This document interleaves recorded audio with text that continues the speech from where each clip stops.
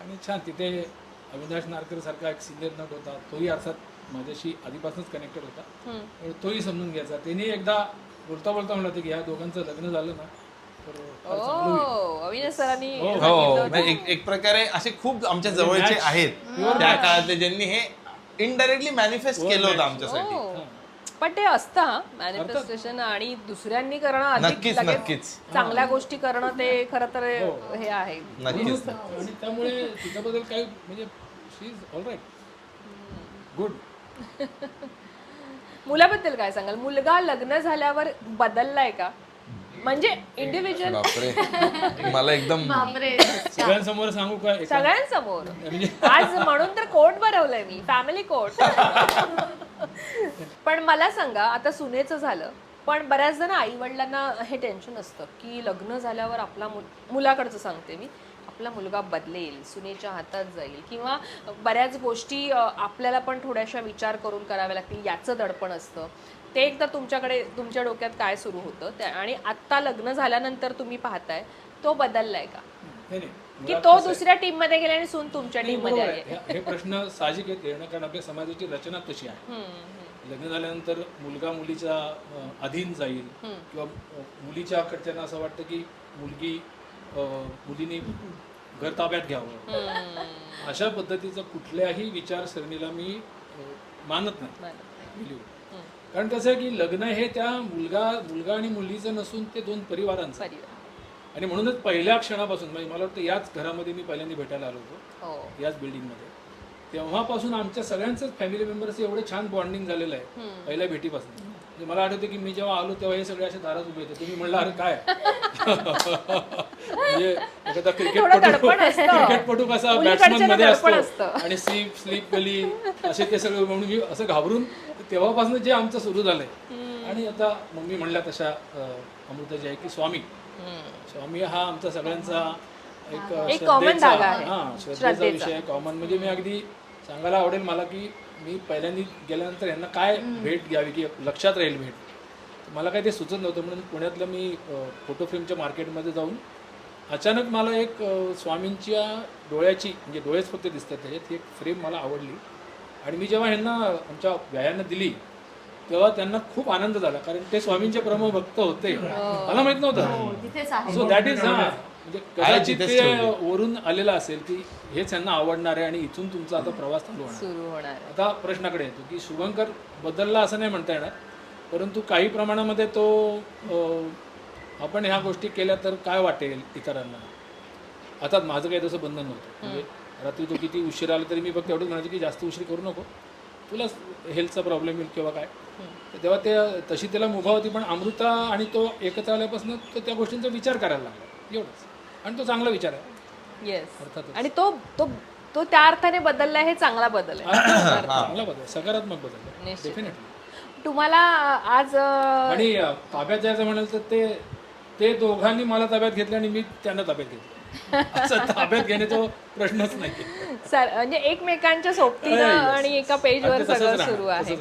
मला आज इथे शुभंकरची त्या दिवशी आईविषयीची मी एक हे वाचली, पोस्ट वाचली, आणि खरंच डोळ्यात पाणी पण आलं की नकळत. आज अश्विनीताई असत्या तर कदाचित एक चौकोनी कुटुंब असतं, आणि कदाचित काय सांगाल ती कमतरता एक सुनेला जी आपण असं ना सासूचं जे हे असतं. बरं झाला हा प्रश्न विचारला, कारण एक गोष्ट माझ्या मनात होती ती कशी बोलायची याची मी वाट बघत होतो. मी आणि अश्विनी जेव्हा भेटलो, म्हणजे आमचं लग्न झालं, आमची लव्ह स्टोरीच आहे, 2.5 वर्षाची. हो माहितीये. हो. आणि ते पण नाटकामुळेच भेटले. हो माहितीये. तर तेव्हापासून आमच्या दोघांच्या मनात असं होतं की आपण दोघांनी कलेच्या क्षेत्रामध्ये एकत्र काहीतरी करावं. म्हणजे ऑन स्टेज असेल, ऑन स्क्रीन असेल. अर्थात ते जमलं नाही, म्हणजे माझ्या घरच्या जबाबदारीमुळे वगैरे, परंतु ते मी ह्या दोघांमध्ये पाहतो. आणि अश्विनीने पण तेच केलं असतं की तुम्ही पण ह्या दोघांमध्ये तेच आमच्या दोघांचं जे एक पार्टनरशिप होती किंवा स्वप्न होतं काही म्हणजे तशी, की आपण दोघं कुठेतरी आहोत आणि आपल्या दोघांची अशी कुठेतरी एकत्र वाटचाल चालली आहे. बरोबर. असं जे आहे ते आम्ही पाहतो. आणि अर्थात अश्विनी काय तिने डोक्यावरच घेतलं असतं. मी तिला म्हणलं सुद्धा, गोड होत्या त्या. पहिला प्रयोग जेव्हा होता तेव्हा म्हणलं होतं की तिने इतक्या लोकांना फोन केले असते हो की माझ्या मुलाचं आणि सुनेचं नाटक आहे, आज आणि तिचं तेवढा नेटवर्किंग आणि हे होतं फार होतं मोठं. होतं नाटकात तर त्या म्हणजे काय म्हणजे बघायला मला आठवतंय विचारायलाच की एखाद्या ती नसलेल्या एखाद्या नाटकाचा शुभारंभाचा प्रयोग असेल तर ती आवर्जून फोन करून सांगायची सगळ्यांना त्या ग्रुपमधल्या म्हणजे अगदी इन्क्लुडिंग बॅकस्टेज की शुभेच्छा बेस्ट लक मस्त होऊन जाऊ दे असं सो ती नाचलीच असती लोक आपण ताई तुमच्याकडे बहिणीचं आज पूर्ण एकंदरीत हे त्या निमित्ताने तुमच्याकडे आम्ही आलोय तर बहिणी लहान बहिणी जी असते ना तिच्याविषयी मोठ्या बहिणीला खूप असं एक काळजी असते तिचं लग्न होतं कारण तिने सगळं तिला पॅम्परिंग केलेलं असतं सांभाळलेलं असतं तिला लहानाचं मोठं होताना पाहिलेलं असतं आता 2 वर्षानंतर तिचा संसार छान सुरू आहे त्यांच्या दोघांचं जे काम सुरू आहे ते एक असतं ना बहिणीला आता आपण इथून रिलॅक्स आहोत आई नंतर असं म्हणतात मोठी बहीण ही आईच असते काय सांग काही नाही जसं तुम्ही म्हणालात तसं की माझ्यात आणि तिच्यात 10 वर्षाचं अंतर आहे म्हणजे बरोबर मी जेव्हा कॉलेजला गेले तेव्हा ती पहिलीत गेली आहे त्याच्यामुळे ते एक फर्स्ट डॉटर फिलिंग असतं ना म्हणजे माझा नवरा नेहमी म्हणतो माझ्या मुलीला की अमू मावशी तिची पहिली मुलगी आहे आणि ते तसंच तेच फिलिंग आहे आणि यू सेड इट की ते पॅम्परिंग झाल्यानंतर म्हणजे मला तिचं कौतुक ह्याचं वाटतं की आम्ही आमची शाळा परांजपे विद्यालय कॉलेज साठे कॉलेज तर तिने ना एक स्वप्न बघितलं होतं 9वी 10वीत असल्यापासून की आपल्याला या क्षेत्रात जायचं आहे आणि या क्षेत्रात येणं आपलं स्थान बनवणं एवढं सोपं नाही आहे आणि जेव्हा की तुम्हाला एक फॅमिली बॅकग्राऊंड पण नसतो कोणाचं साथ नसते पण तिने कन्सिस्टंटली ते करत म्हणजे जय महाराष्ट्राची न्यूज रिपोर्टर त्यानंतर सिरियल्स आणि व्यावसायिक नाटक हा खूप मोठा माइलस्टोन आहे आणि जो तिने तिच्या चिकाटीने अचीव केला आहे आणि आमच्या सगळ्यांसाठी तिने व्यावसायिक नाटक करावं हे आमचं सगळ्यांचं एक मॅनिफेस्टेशन होतं सगळ्यांचं कारण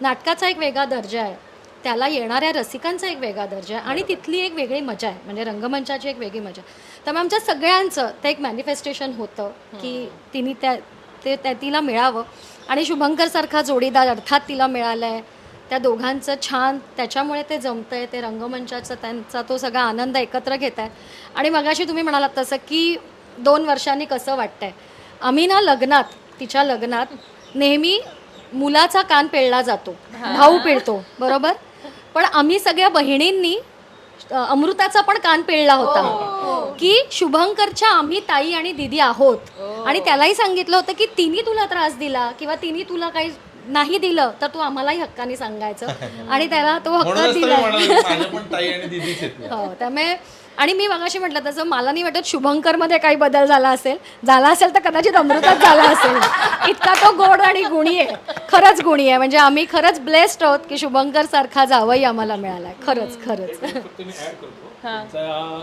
जोडीचं पहिलंच पदार्पण आहे व्यावसायिक रंगमंचावर आणि त्यांना ज्या दिग्गज जोडीची साथ मिळाली त्यांना दोघांनाही मी पहिल्या प्रयोगाच्या वेळेस बेस्ट लकसाठी व्हॉइस नोट पाठवली होती आणि वेगवेगळी पाठवली होती दोघांनी आळीपाळीने अरे तू काय काळजी करतो ते मला मुलगा आणि मुलगीसारखेच आहे डोंट वरी आणि अतिशय चिन्मयीने तर इतकं भरभरून कौतुक केलं होतं त्यांचं की अतिशय गोड मुलं आहेत आणि तुम्ही काहीच काळजी करू नका ते अतिशय व्यवस्थित काम करतायत तर आम्हाला हा एक स्वामींचा मिळालेला आशीर्वाद आहे असं मी समजतो की त्यांच्यासारख्या जोडीबरोबर ते करतात नाटक बरोबर अमृताचे बाबा आता मला तुमच्याकडनं जावयाविषयी ऐकायला आवडेल कारण सासरे आणि जावई ही जोडी अशी अट्रॅक्टिव्ह जोडी सांगायचं म्हटलं तर मी सांगतो म्हणजे माझी 2 मुलींची लग्न झाली पण ते ह्यांच्या बाबतीत मला हे देवाने स्वर्गातच त्याच्या गाठी बांधल्या आपण फक्त निमित्तच असतो जसे माझे दोन्ही जावई त्या आनंदी आहे आणि त्याच्या दोन्ही मुली मी त्याच्यात खूप आनंदी आहे आणि ह्याचा अनुभव मला खूप माझ्या आजारपणामध्ये मी जेव्हा मला दोघांनी आणि ज्यावेळेला मला थोडंसं मलेरियाचं थोडंसं